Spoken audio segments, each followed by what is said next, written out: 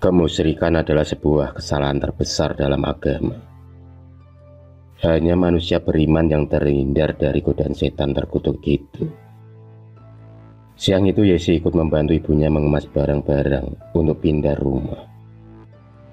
Pekerjaan ayah Yesi sebagai polisi, mau tak mau harus menerima resiko yang selalu dipindah tugaskan. Dan kali ini Yesi dan keluarganya akan pindah ke kota Semarang. Kota yang terkenal dengan keindahannya itu mampu membuat Yesi jatuh cinta. Selain ramah, para tetangganya pun sopan dan menghormati ayahnya sebagai aparat sipil. Pak Tanto, nama yang selalu dipanggil oleh para tetangganya. Pak Tanto dan keluarganya menempati sebuah komplek perumahan di Semarang. Suasana yang masih asri dan terletak di lereng pegunungan membuat Pak Tanto betah tinggal di sana. Mereka pun memiliki tetangga baru, sebut saja namanya Pak Rudi dan Bu Sela. Mereka belum juga dikaruniai momongan sampai sekarang. Pak Rudi orangnya pendiam, bahkan cenderung tertutup. Begitupun juga Bu Sela. Meski mereka orang yang berada, tapi penampilan Bu Sela begitu memprihatinkan, karena tubuhnya terlihat kurus kering. Entah kenapa Bu Sela selalu terlihat pucat. Padahal dengan uang yang mereka miliki, sangat tak mungkin kalau hidup mereka serba kekurangan.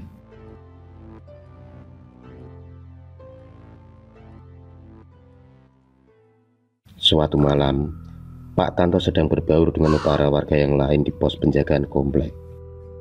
Para warga sepakat melakukan ronda malam secara bergantian. Hal itu dikarenakan setelah adanya banyak warga yang kehilangan uang secara tiba-tiba. Uang yang hilang memang tak seberapa, tapi uang yang hilang secara terus-menerus membuat para warga geram. Sebagai aparat negara, Pak Tanto sangat berperan dan ikut andil dalam penjagaan dan keamanan.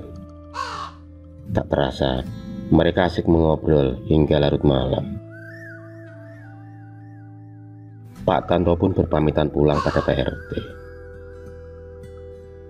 Saat asiknya berjalan, tiba-tiba Pak Tanto dikagetkan dengan bocah kecil yang hanya memakai kain popok. Bocah itu menari-nari masuk ke dalam rumah Pak Rudi. Tanda tanya besar di otak Pak Tanto, karena diketahui Pak Rudi tak memiliki anak. Dan kalaupun itu keponakannya, kenapa dibiarkan dia di luar rumah? Apalagi dengan keadaan yang telanjang dada. Pak Tanto berkali-kali mengusap kedua matanya, memastikan apa yang dilihatnya itu benar, apakah itu manusia atau tidak. Tapi belum sempat dia melihat lebih dekat, bocah kecil itu pun menghilang dengan sekejap. Keesokan paginya para warga komplek digemparkan dengan suara teriakan dari Bu Ida yang kehilangan uangnya di dalam dompet. Dan kejadian itu sering dialaminya. Uang Bu Ida selalu hilang meski disimpan di tempat yang aman sekalipun. Semua tetangga mencoba menenangkan Bu Ida, termasuk Bu Sela dan juga Ibu Yesi, ikut menenangkan hati Bu Ida. Karena rasa simpati dan prihatin yang bisa mereka lakukan saat ini. Karena mereka sendiri juga memiliki kasus yang sama, yaitu kehilangan uang secara tiba-tiba.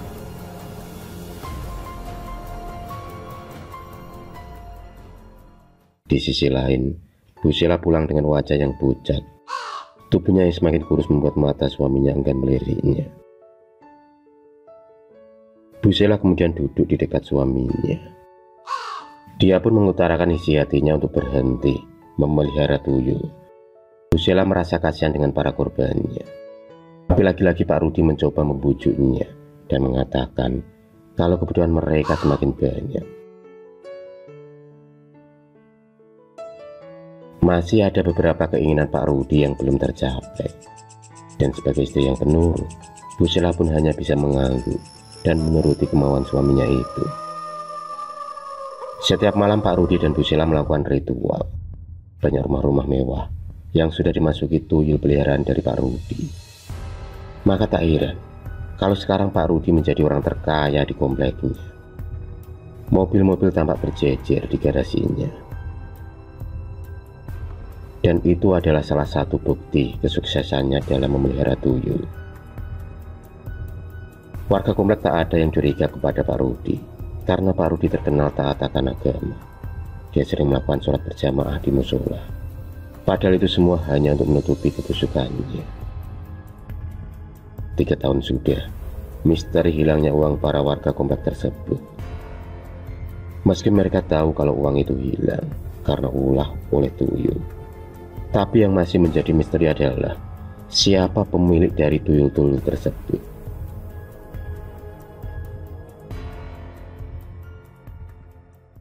Pada suatu malam, seperti biasanya tuyul perewangan dari Pak Rudi pun beraksi.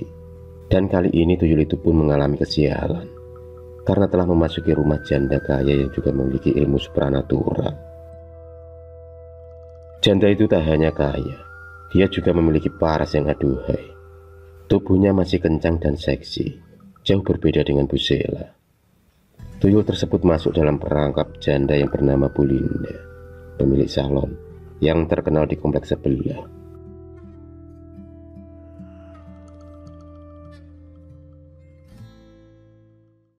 Bu Linda tak mau melepaskan tuyul tersebut, meski sudah memohon sekalipun. Bu Linda mau melepaskan tuyul itu asal ada syaratnya, yaitu memiliki majikannya yang tak lain adalah Pak Rudi. Demi terlepasnya tuyul itu dari jeratan sang janda, akhirnya perjanjian pun disepakati. Bu Linda kemudian menemui Pak Rudi untuk bernegosiasi.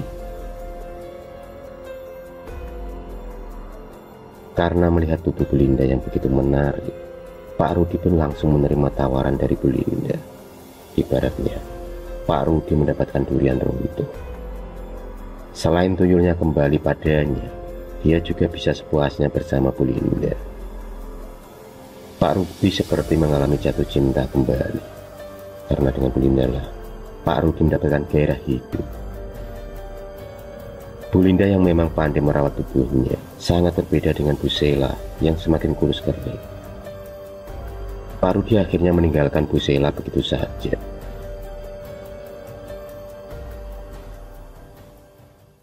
Bu Linda pergi bersama Pak Rudi tanpa mengetahui perasaan wanita lain yang hancur di sana. 3 minggu setelah kepergian dari Pak Rudi, para warga menemukan Bu Sela menangis kesakitan di pos penjagaan komplek. Yesi bersama para warga yang lain melihat darah yang keluar dari dada Bu Sela terlihat membengkak. Dia pun mengeram kesakitan hingga tak sadarkan diri. Karena takut, akhirnya para warga memutuskan untuk memanggil seorang ustadz, karena mereka tahu sakit yang dialami oleh Bu Sela bukan sakit yang biasa. Pak Ustadz pun kemudian memberikan segelas air putih yang sudah dibacakan doa-doa sebelumnya. Setelah agak tenang, Bu Sela pun kemudian menceritakan kalau rumah yang dia tempati sudah dijual oleh suaminya, dan dia sendiri diusir oleh pemilik rumah yang baru.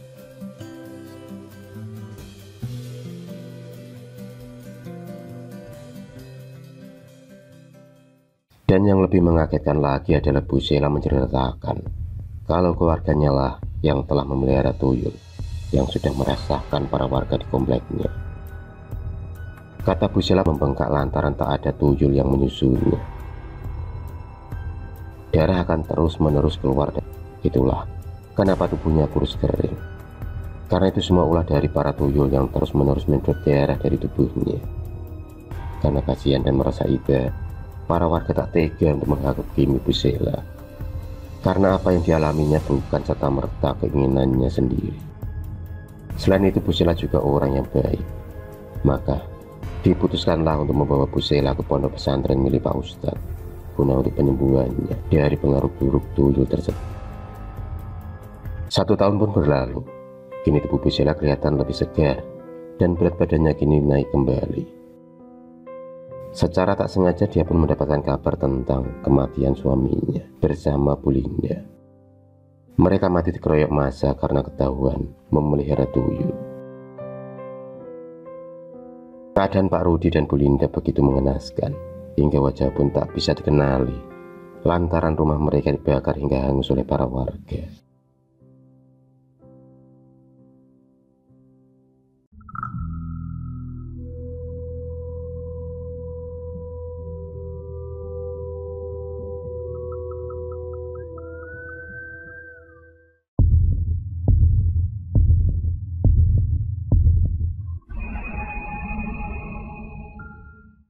kasih sudah menonton video cerita bergambar ini.